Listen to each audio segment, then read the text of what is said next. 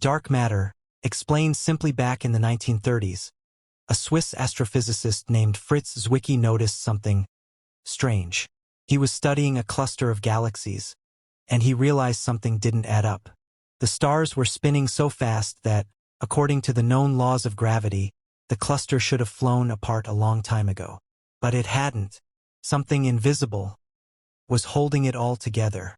And that led to one of the most mysterious ideas in modern astrophysics: dark matter.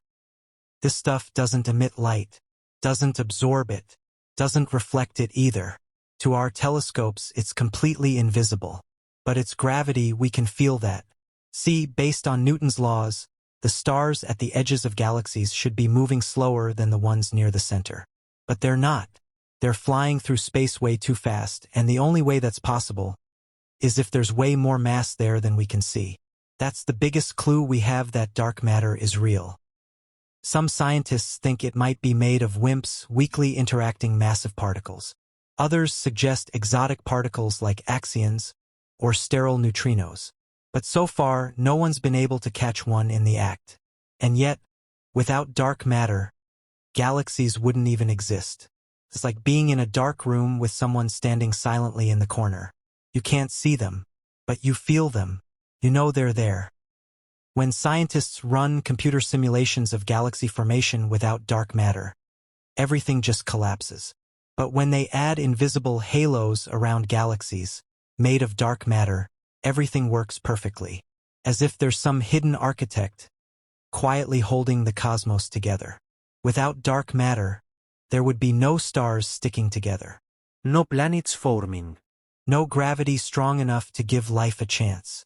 In a very real way, without dark matter, we wouldn't be here. Now let's move on to something even stranger. Dark energy. In 1998, the universe threw scientists another curveball. Everyone assumed that the expansion of the universe was slowing down. Like a car running out of gas, they thought gravity was gradually putting the brakes on everything. But when astronomers studied distant supernovae, they discovered the opposite. The universe wasn't slowing down. It was speeding up. Some mysterious force was pushing galaxies apart faster and faster. Something that works against gravity. They named it dark energy. It's everywhere, even in the empty parts of space, in the vacuum, in the void. Wherever you go, dark energy is there. Silent, invisible, relentless. It's woven into the very fabric of space itself. Like an invisible hand blowing up a balloon, and the balloon just keeps expanding. That's what dark energy is doing to our universe. And get this, it makes up 68% of everything. Even stranger, the more the universe expands, the more dark energy there seems to be.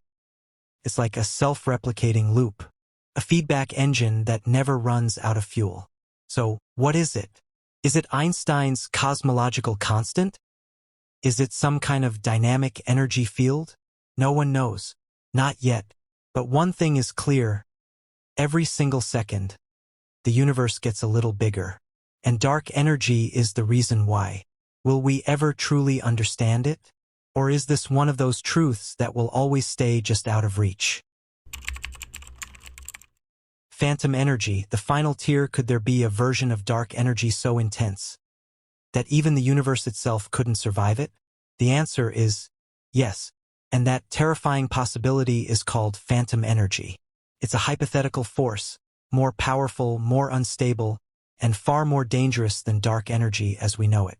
If phantom energy exists, it won't just expand the universe. It'll accelerate that expansion every second, violently, uncontrollably. Every particle, every star, every galaxy, everything would begin to tear apart under its fury, not gradually, but in a chain of destruction. First, galaxies would drift away from each other. Then stars themselves would start to unravel. Planets would be ripped apart. Molecules, atoms, and finally, even the fabric of spacetime itself would shatter. There would come a moment when time would cease to exist. Physicists call it the final tier. A point in the future where no scream could ever be heard. Where no memory survives. No vibration echoes. No hope remains. only a final, infinite silence. The Sachs-Wolfe Effect, traces of a moving universe. When we look at the cosmic microwave background, or CMB, we're not just seeing light. We're looking at time itself. That ancient light was released just moments after the birth of the universe. But its journey through the cosmos hasn't been a simple one. It travels through vast gravitational wells formed by dark matter. And as it climbs out of those invisible valleys, it stretches. Just a little. Just enough to leave a subtle redshift. This tiny change is known as the Sachs-Wolfe Effect. It's not just a clue about how light behaves. It's a whisper, telling us that the universe isn't just expanding, it's accelerating. And that acceleration is being driven by something unseen, dark energy. It's like hearing an echo in a shifting cave. The tone of that echo tells you how the walls are moving. The Sachs-Wolfe Effect is that kind of echo. A soft but undeniable signal. A signature left behind. A cosmic fingerprint of dark energy, hidden inside the light of creation. Dark sector theory, a parallel shadow realm. When we talk about dark matter and dark energy, we often think of them as silent forces acting on us. But what if they interact with each other too? What if there's a whole parallel realm, governed by its own invisible rules? That's the idea behind the dark sector theory. It suggests there could be an entire shadow universe out there, built from dark particles, ruled by dark forces. Just as our world is shaped by light, magnetism, and gravity, theirs could be governed by dark electromagnetism, dark photons, and perhaps even dark gravity. We might never see their galaxies because their light doesn't interact with our detectors. But we feel them. Their gravity tugs on us, whispers to us, moves our galaxies even if we never see the hands behind the motion. We could be living in a cosmic multiverse, where visible matter is just one thin layer, and behind it, hidden from sight, is a deeper, more mysterious reality. A reality we've only just begun to scratch. Gravitational lensing, the light that curves. Imagine looking through a distant telescope, and you see a galaxy, not as a sharp point of light, but as a glowing arc, a soft, delicate ring on the canvas of the cosmos, as if someone had brushed a stroke of light across the sky. But that light didn't come to you in a straight line. It bent, curved around something unseen, took the long way home. This is gravitational lensing, a phenomenon where gravity itself bends the path of light. Just like a glass lens can distort and magnify what we see, massive objects in space, black holes, galaxy clusters, or even vast clouds of dark matter, can warp space itself, causing light to curve around them.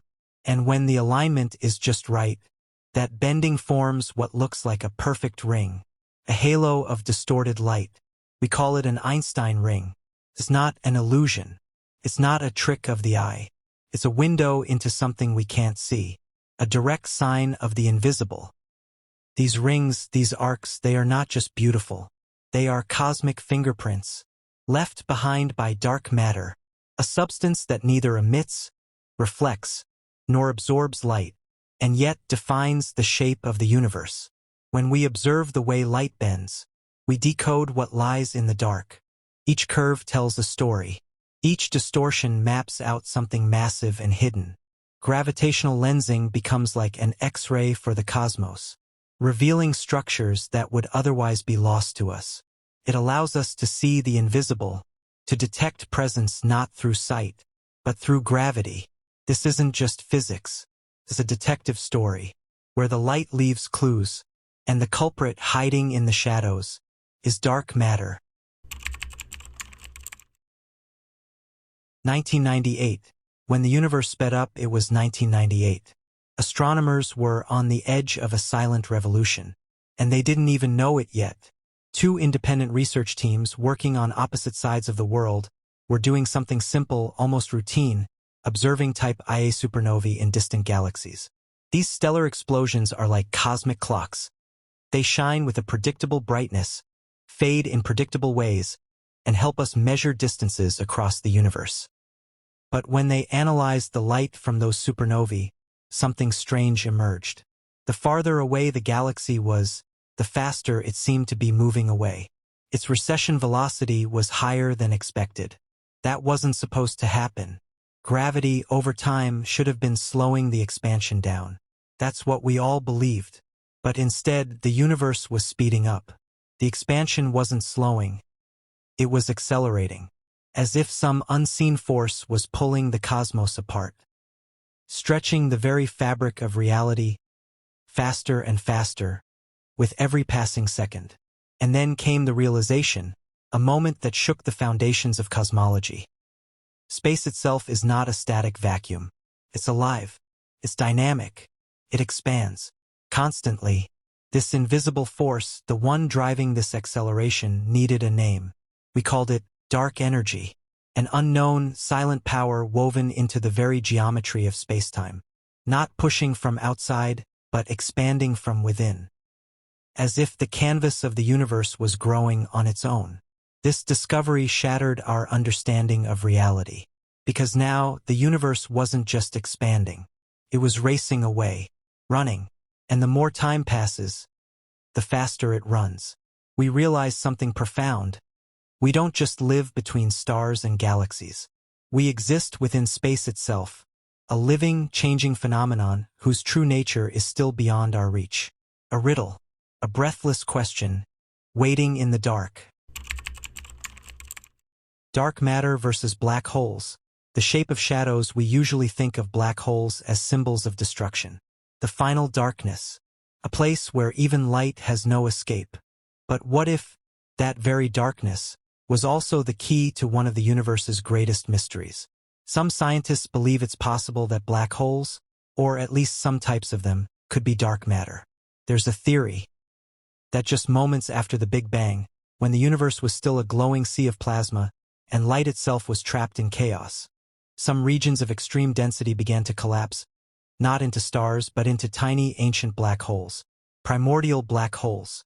And those black holes, silent and invisible, may still be here, spread across the universe like dark anchors, binding galaxies together, guiding cosmic structure, without ever showing themselves.